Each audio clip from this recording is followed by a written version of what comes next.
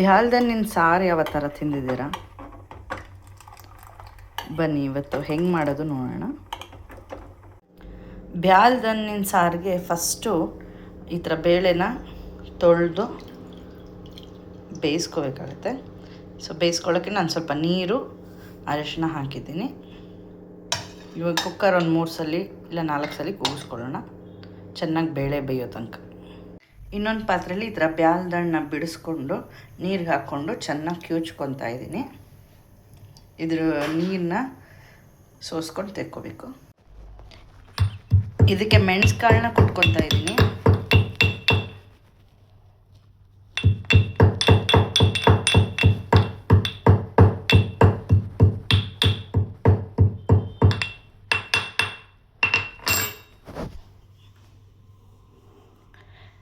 ಈ ಬ್ಯಾಲ್ದಣ್ಣಿಗೆ ಸ್ವಲ್ಪ 1-2 ಸ್ಪೂನು ಬೆಲ್ಲ ಹಾಕಿದ್ದೀನಿ, ಬೆಲ್ಲದ ಪುಡಿ.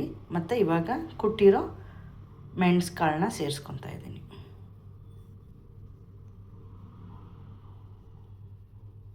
ಇವಾಗ ಜೀರಿಗೆನೂ ಸ್ವಲ್ಪ ಹಾಕ್ಕೊಂಡು ಕುಟ್ಕೊತಾ ಇದ್ದೀನಿ. ಜೀರಿಗೆ ಪುಡಿ ಹಾಕೋಕ್ಕಿಂತ ಈ ಥರ ಜೀರಿಗೆನ ಕುಟ್ಕೊಂಡು ಹಾಕಿದ್ರೆ ರುಚಿ ಜಾಸ್ತಿ. ಇವಾಗ ಕುಟ್ಟಿರೋ ಜೀರಿಗೆ ಪುಡಿನ ಸೇರಿಸ್ಕೊತಾ ಇದ್ದೀನಿ. ರುಚಿಗೆ ತಕ್ಕಷ್ಟು ಉಪ್ಪನ್ನು ಹಾಕ್ಕೊತಾ ಇದ್ದೀನಿ. ನಾನು ಯೂಸ್ ಮಾಡ್ತಿರೋದು ಪಿಂಕ್ ಸಾಲ್ಟ್.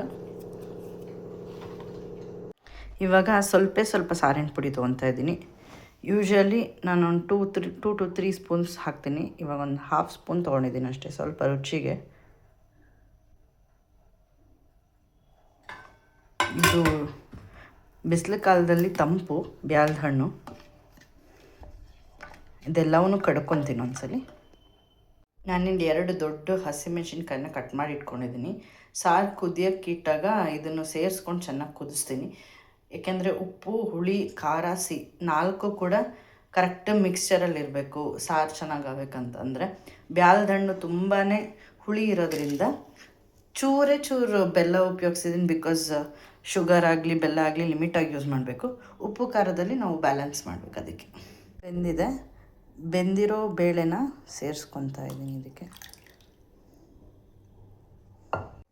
ಇವಾಗ ಸಾರನ್ನ ಕುದಿಯೋಕ್ಕೆ ಇಟ್ಟಿದ್ದೀನಿ. ಆಗಲೇ ಹೇಳ್ದಂಗೆ ಹಸಿಮೆಣ್ಸಿನ್ಕಾಯಿನ ಇವಾಗ ಸೇರಿಸ್ಕೊತಾ ಇದ್ದೀನಿ. ಸ್ವಲ್ಪ ಚೆನ್ನಾಗಿ ಕುದಿಬೇಕು.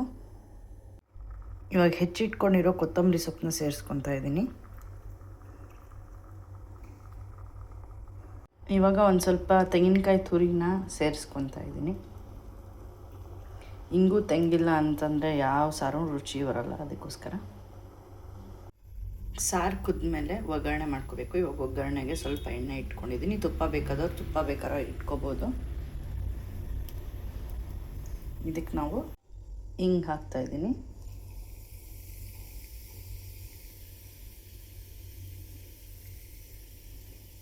ಸ್ವಲ್ಪ ಕರಿಬೇವು ಸೊಪ್ಪನ್ನ ಹಾಕ್ತಾಯಿದ್ದೀನಿ.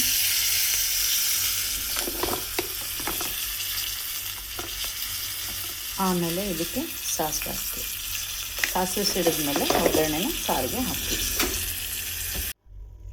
ಇಂಗು ತೆಂಗು ಬಿದ್ದಿದೆ ಸಾರಿಗೆ. ಇವಾಗ